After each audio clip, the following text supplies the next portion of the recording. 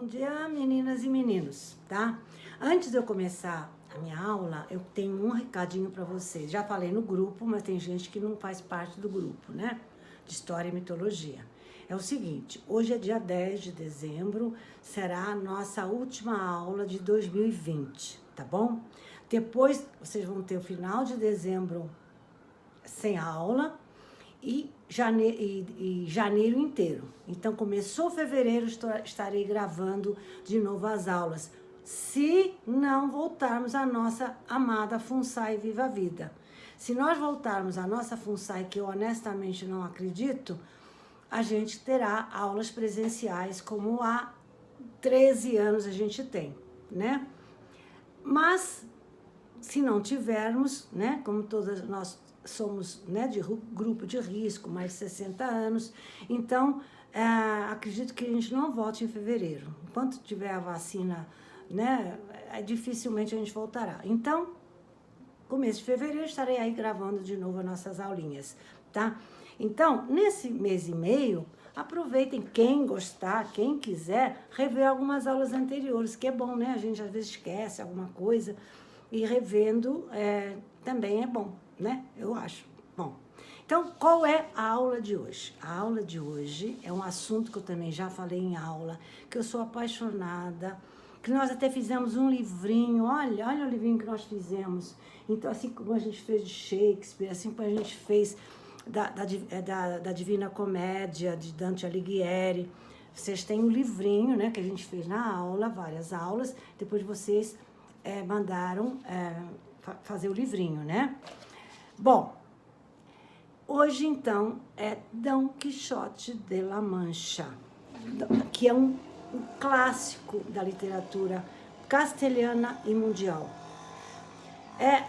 A influência da obra é tão grande que costuma-se dizer que o castelhano, que é a língua, né, dos espanhóis, é a língua de Cervantes. O castelhano, a língua de Cervantes, tá? E para vocês terem uma ideia, em 2002, há 18 anos atrás, essa obra, Dom Quixote de La Mancha, foi escolhida como a melhor obra de ficção de todos os tempos. Sabe onde é que foi esse prêmio? Na Noruega, em 2002, tá? Bom, então eu vou falar, logicamente, é grossíssimo o livro, não vou falar tudo, todas as aventuras de Dom Quixote e Sancho Panza, vou falar as principais, assim, as mais emblemáticas, mas antes de eu começar a falar de Dom Quixote de La Mancha, eu vou falar de Miguel de Cervantes, seu autor, tá? Mas, repito, não deixem de reler esse também, que é um resumo de Dom Quixote de La Mancha, que nós fizemos há uns anos atrás na sala de aula, tá bom? Bom, quem foi Miguel de Cervantes? Todo mundo sabe que ele é espanhol. Nasceu em 1547 e vai morrer com 69 anos em 1616. Uma coincidência, ele morre no mesmo ano de Shakespeare, 1616. Quem foi Miguel de Cervantes? Um romancista, um poeta, um dramaturgo. Ele era filho de um cirurgião, mas sempre teve problemas assim de sustentar a família. Então, eles viveram em vários lugares, tá? E ainda por cima, esse pai dele, na velhice, ficou surdo. E houve problemas que vocês vão ver por que a família ficou em péssima situação financeira. Sempre teve a vida financeira ruim, mas no final, na velhice do pai, piorou a situação. E depois vocês vão ver por quê, tá? Bom, como eu falei, eles viveram em vários lugares. O Miguel de Cervantes chegou a viver na Itália, Argélia e até em Portugal, na época que houve a União Ibérica. Lembra de 1580, 1640, Portugal e Espanha ficaram juntos na dinastia chamada Filipina. Só em 1640 que Portugal conseguiu se livrar do domínio espanhol, tá? Bom, então, como eu falei, ele viveu na Itália, viveu na Argélia, viveu em Portugal, e foi soldado do exército espanhol contra os turcos, uma batalha contra os turcos, que o resultado dessa batalha, quando ele foi soldado, ele ficou sem movimento na mão esquerda. Tá? Ele tinha problemas nos movimentos da mão esquerda depois que ele fez parte como soldado do exército espanhol contra os turcos otomanos. Tá? Bom, voltando à vida de Miguel de Cervantes. Em 1575, quando ele tinha 28 anos, ele, quando ia num navio de Nápoles para Castela, o navio foi afundado e ele foi preso, tá? Ficou preso durante 5 anos e também queriam um resgate. Lembram do outro que queria um resgate? Mesma coisa.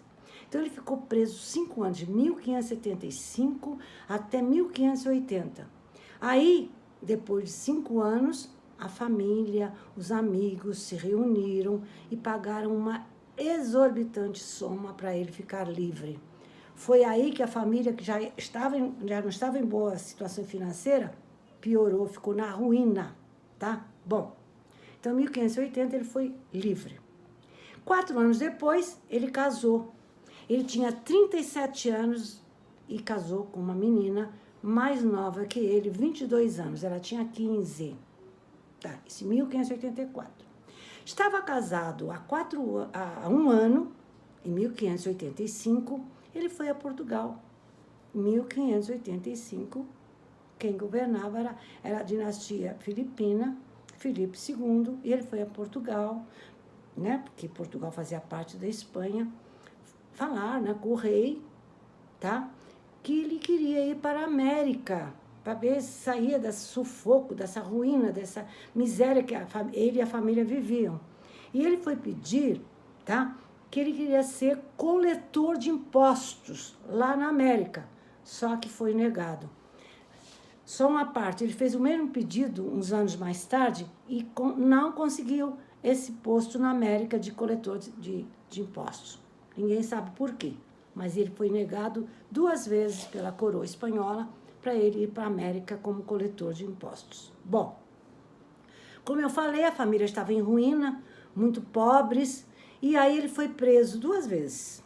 Uma vez porque ele estava vendendo trigo sem autorização oficial, naturalmente para sustentar a família.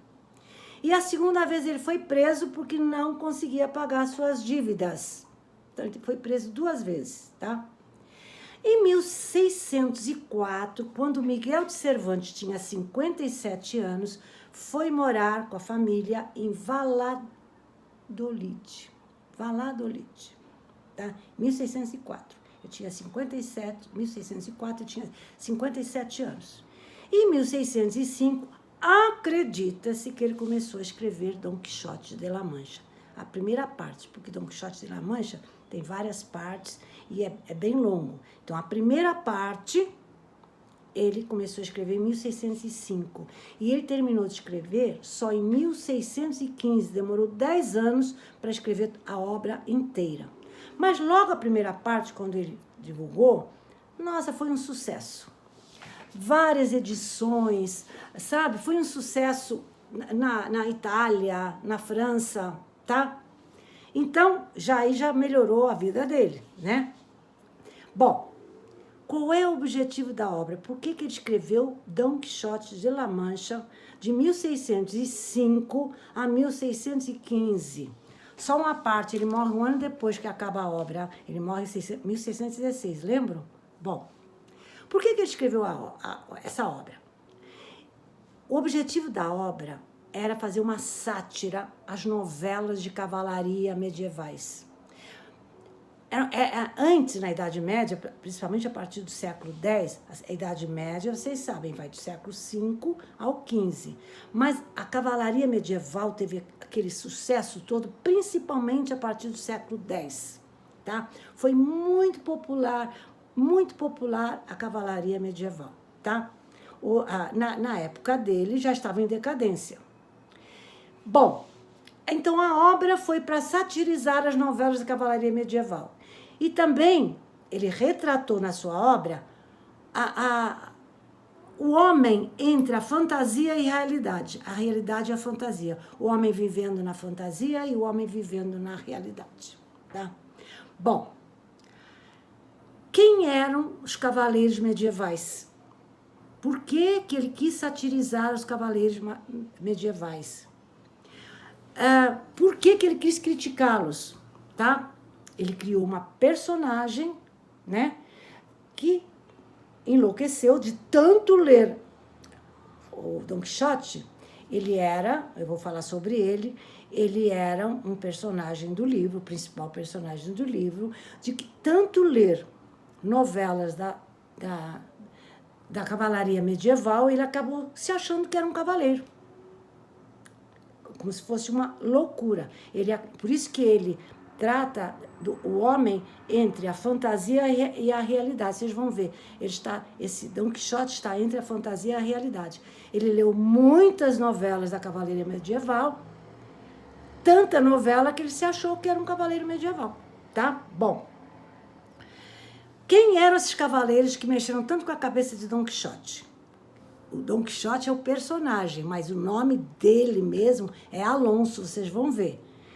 Ele, o homem, né, se colocou um nome de Dom Quixote, o nome verdadeiro dele não era Dom Quixote, ele era Alonso, mas vocês vão ver depois. Bom, primeiro vou falar quem eram esses cavaleiros medievais com tanto sucesso na Idade Média, principalmente a partir do século X, e que mexeram tanto com a cabeça com esse Alonso Quezada, que colocou como personagem Dom Quixote de La Mancha, tá? Bom, esses cavaleiros eram oriundos da nobreza, tá? E desde a adolescência, até desde criança, eles passavam por várias etapas até virarem cavaleiros medievais.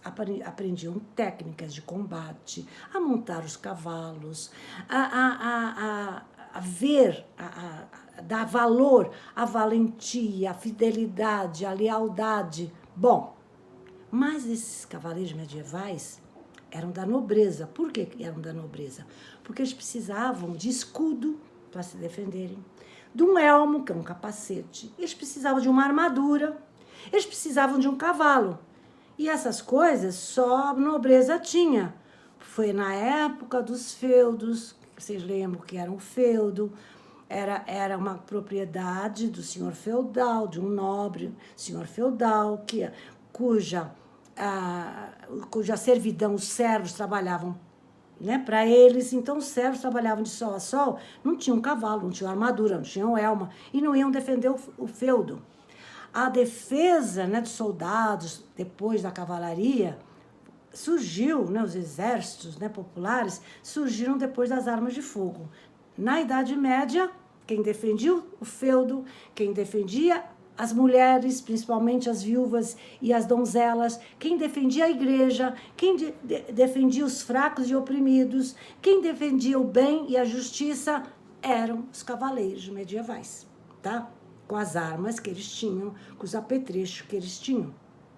Por isso que eram da nobreza.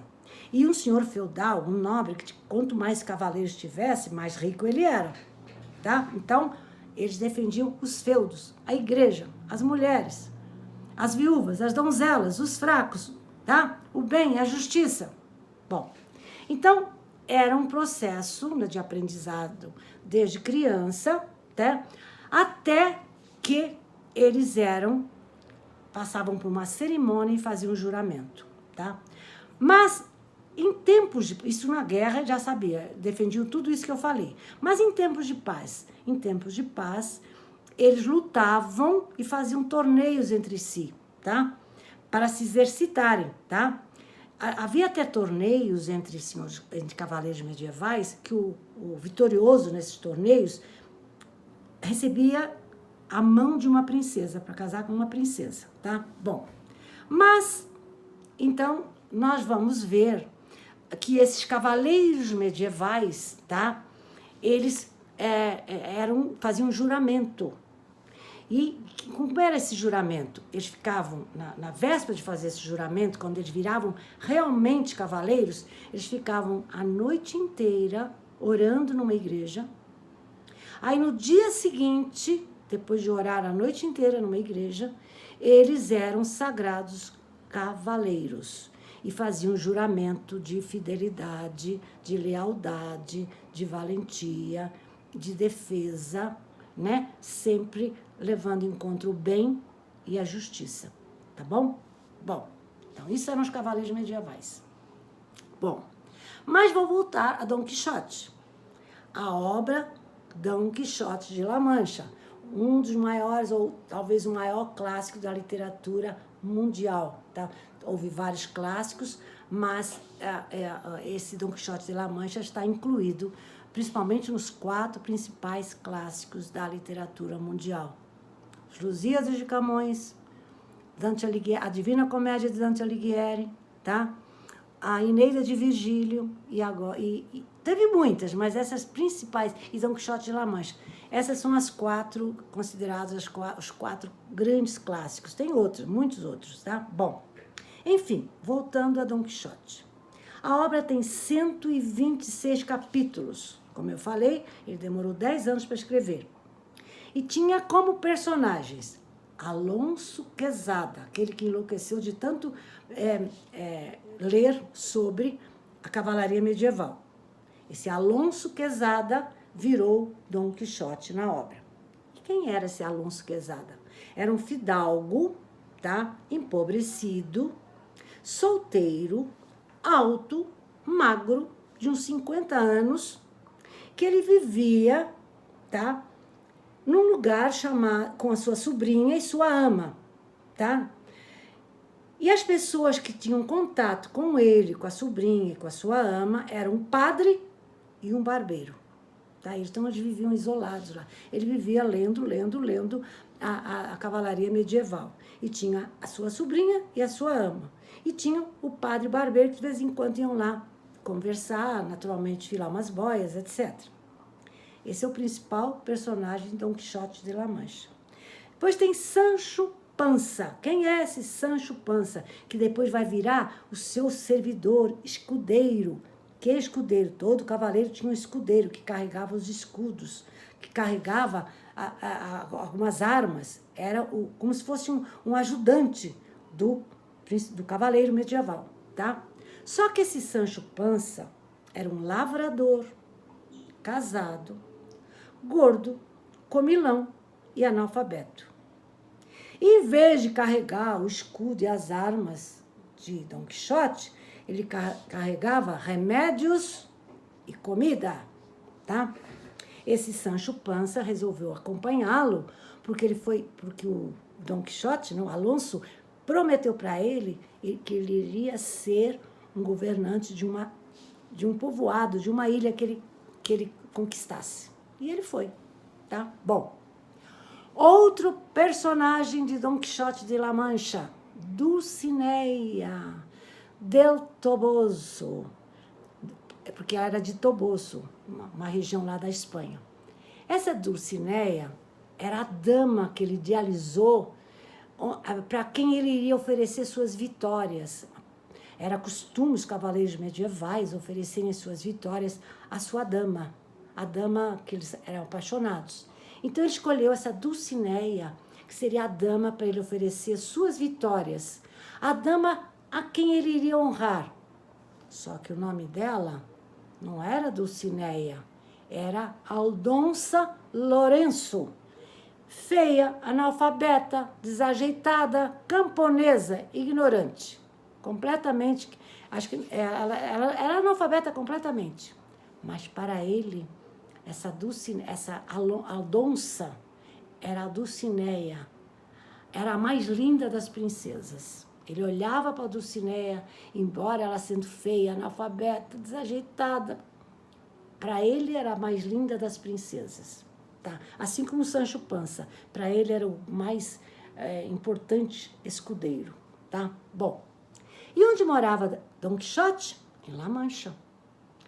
La Mancha, que ele endeusava, era uma aldeia poeirenta e pobre. Para ele, La Mancha era um lugar de sonho. Bom, então vamos voltar a Alonso Quezada, tá? que de tanto ler novelas de cavalaria ficou perturbado das ideias e resolveu ser um cavaleiro também. Mas quando ele resolveu ser um cavaleiro, um dia deu aquele estalo na cabeça dele, eu vou ser cavaleiro, só que ele precisava do elmo, da espada, do cavalo. Então olha o que ele fez. O elmo, que é o capacete, ou a viseira, ele fez de papelão. A espada, ele procurou lá no sótão e achou uma espada enferrujada do bisavô. Para ele era uma espada mais moderna que tinha. E o cavalo? O cavalo, que cavalo que ele ia ter? O cavaleiro medieval tinha que ter um cavalo. Ele tinha um cavalo velho, faminto, doente das patas, mas ele olhou o cavalo dele e achou que era o bucéfalo de Alexandre Magno. Lembra do bucéfalo? Meu bucéfalo. Olhou para o cavalo dele todo assim, doente, velho, faminto, caindo aos pedaços, mas para ele, olhou aquele cavalo e estava tão enlouquecido, para ele era o bucéfalo de Alexandre. Isso fala na obra, hein? Porque o Miguel de Cervantes, ele fala muita coisa da mitologia. No final eu vou falar principalmente duas coisas que ele aborda a mitologia. Várias. No livreto que a gente fez, tem lá muita coisa sobre que ele fala sobre a mitologia grega. Bom, então, não era o bucéfalo, mas para ele era o bucéfalo. Só que ele deu o nome de Rocinante.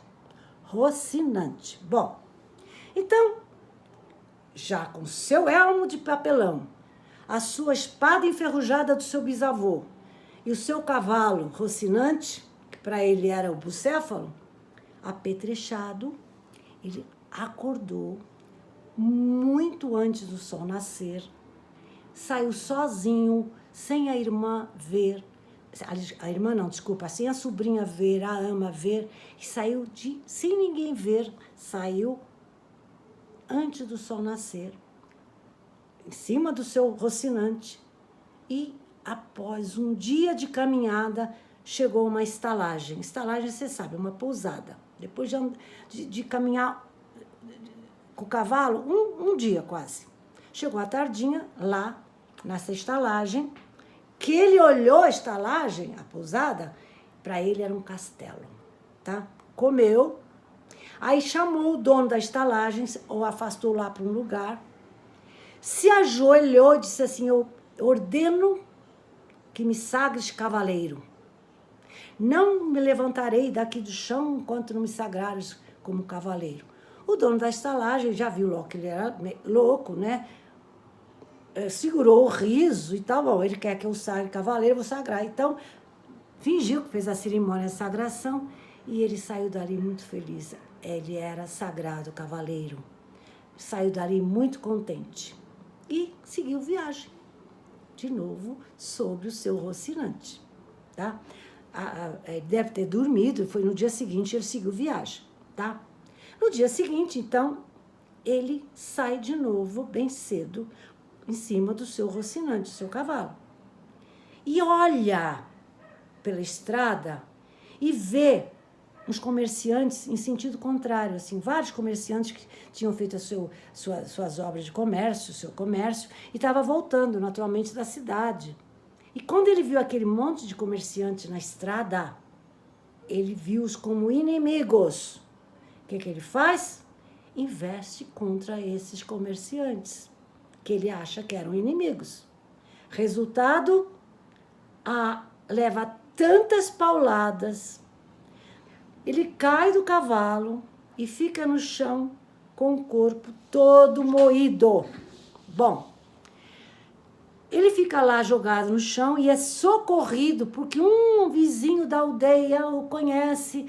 E o que ele fez? Pegou nele e levou para casa da sua sobrinha, a casa dele, tá? Aí ele contou o que aconteceu, lá o vizinho, e aí ele estava tão moído, tão ferido, que ele ficou vários dias na cama. Quando a sobrinha e a ama, né, viram o estado dele, naturalmente foram se aconselhar com o padre, que naquela época era comum. Aí o padre e o barbeiro foram lá visitá-lo e aconselhados pelo padre e pelo barbeiro, a sobrinha Yama, sabe o que eles fazem? Queimam toda a coleção dos livros de cavalaria do Alonso, do tio, tá? Enquanto ele se recuperava na cama dos ferimentos dados por aqueles comerciantes que ele achava que eram inimigos. Bom, quando ele fica melhor, se levanta, vai à sua biblioteca e vê que não tem mais um livro. E pergunta, cadê meus livros? E ela fala, e eles falam que desapareceram. E aí ele acha, ele tem certeza que os livros desapareceram porque foi magia de um cruel feiticeiro, que ele precisa achar esse feiticeiro. Então ele precisa voltar às aventuras, tá? Só que ele não pode ir sozinho mais, ele precisava de um escudeiro, conforme, por isso que ele foi agredido. Ele precisava de um escudeiro como os cavaleiros medievais tinham, o seu ajudante.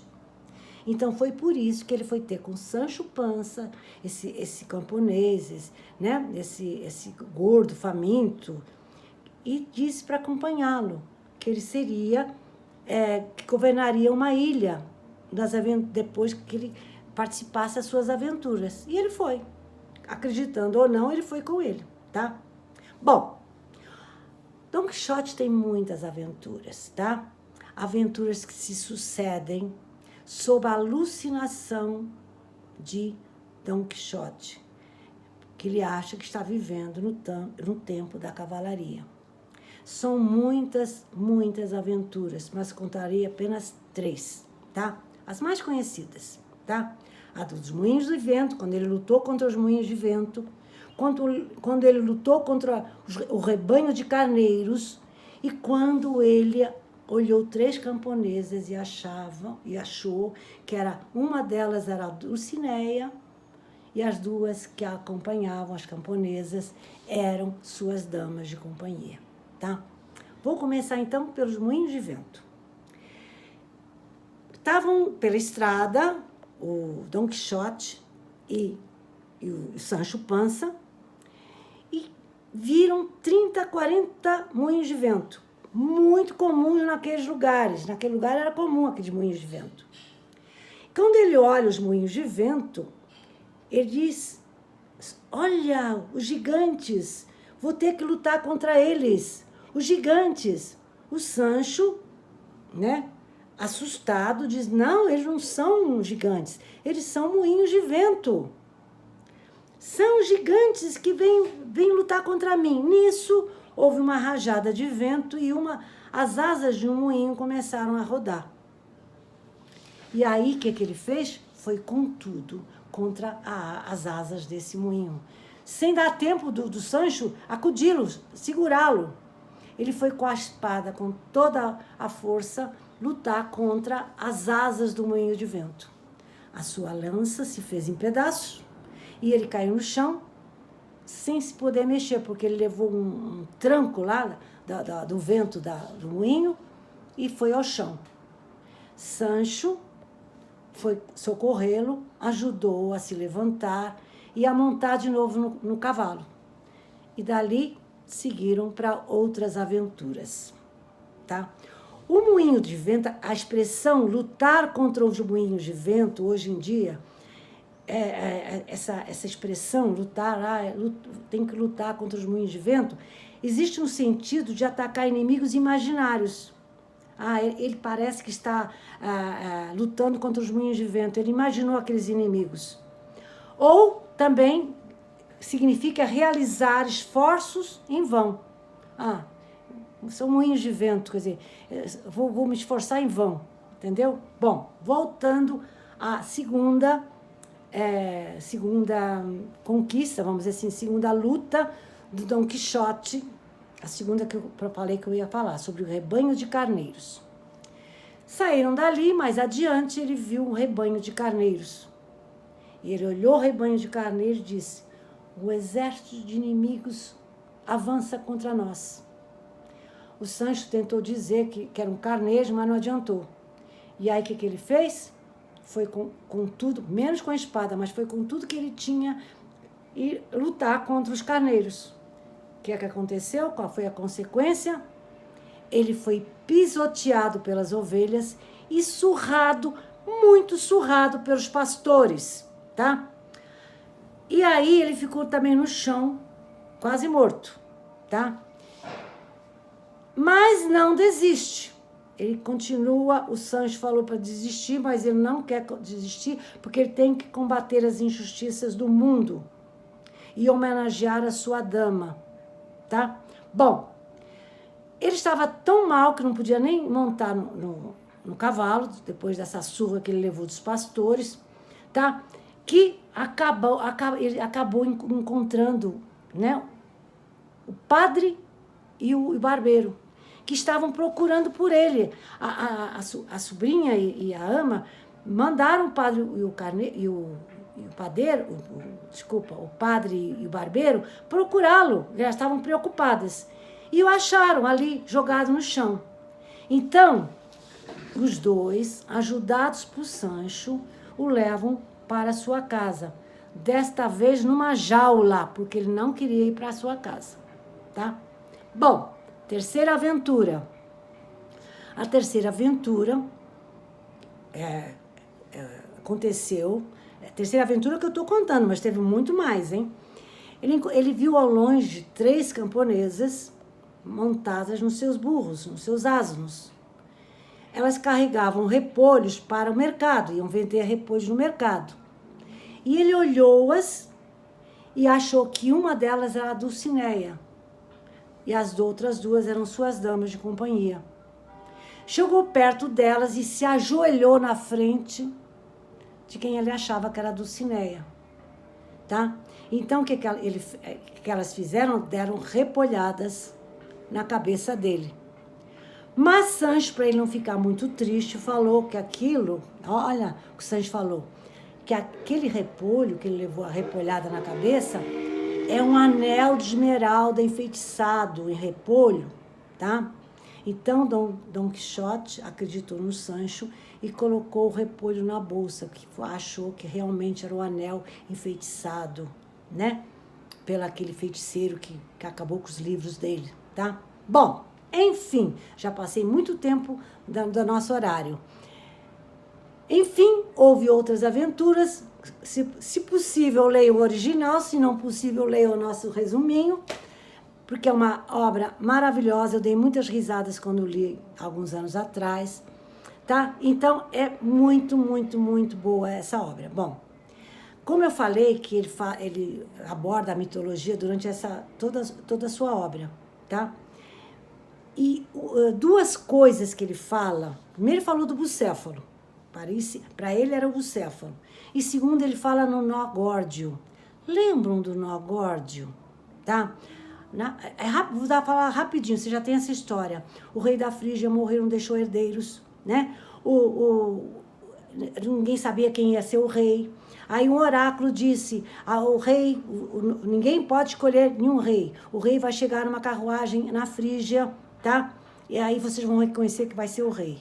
E depois estavam lá numa praça todos discutindo, escolhemos ou não escolhemos o rei, escutam um barulho de uma carruagem, e nessa carruagem eram 2 pobretões, que era o Górdio, que estava fugindo da fome, procurando um lugar para poder sobreviver, e seu filho pequeno, que era o Midas.